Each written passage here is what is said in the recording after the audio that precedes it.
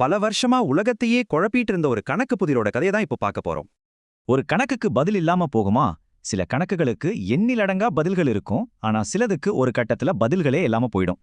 இப்படி ஒரு சிம்பிளான ஈக்குவேஷனுக்கு கணக்கில்லாத தீர்வுகள் இருக்கும். கிட்டத்தட்ட ஒரு பதில்கள் கடல் மாதிரி. ஆனா கணக்குகள் சிக்கலாக ஆக ஆக இந்த பதில்கள் கடல் வத்தி போறத கணித அறிஞர்கள் கவனிச்சாங்க. 1922ல லூயிஸ் மோர்டல்னு ஒரு கணித அறிஞர் இத பத்தி ஒரு தைரியமான கணிப்பை முன் வச்சாரு.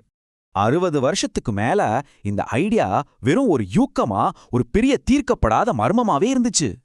இது எப்படி இருந்துச்சுன்னா, ஒரு பாலைவனத்துல 1000 மணல் இருக்குன்னு தெரியும், ஆனா அதை எண்ண முடியாதுங்கிற மாதிரி. அப்பதான் 1980கள்ல கெட் ஃபால்டிங்ஸ்னு ஒரு இளம் ஜெர்மன் கணிதவியலாளர் களத்துல இறங்குனாரு. நம்ப முடியுதா? அப்ப அவருக்கு வயசு வெறும் 29 தான். அவரோட யோசனையே வேற மாதிரி இருந்துச்சு. ஒரு எண் புதிரை தீர்க்க வடிவங்களையும் கட்டமைப்புகளையும் பார்க்கணும்னு நினைச்சாரு. கணிதத்தோட 3 வெவ்வேறு உலகங்களை இணைக்க அவர் முடிவு செஞ்சாரு. அப்படி அவர் இணைச்ச அந்த 3 உலகங்கள் என்னென்னு பார்க்கலாமா? முதல்ல நம்பர் தியரி, அதாவது எண்களை பத்தின படிப்பு. இந்த மர்மத்தோட ஆரம்பமே இங்க இருந்துதான். அடுத்து வடிவியல், இந்த சிக்கலான சமன்பாடுகளுக்கு ஒரு உருவம் கொடுக்க இத பயன்படுத்தினாரு. கடைசியா டோபாலஜி, வடிவங்களோட அடிப்படை தன்மைய, அதாவது அதுல எத்தனை ஓட்டைகள் இருக்குன்னு புரிஞ்சுக்க. 1983ல இந்த 3 உலகங்களையும் இணைச்சு மார்டல் அனுமானம் உண்மைதான நிரூபிச்சாரு. அதாவது ஒரு உச்ச வரம்பு இருக்கு.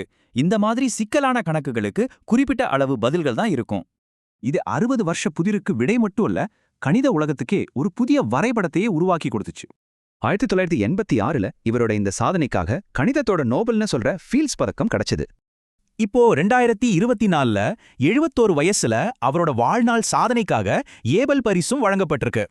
அவர் 40 வருஷத்துக்கு முன்னாடி கண்டுபிடிச்சதுதான் இன்னைக்கும் நாம எண்களை புரிஞ்சுக்கிறதுக்கு அடித்தளமா இருக்கு.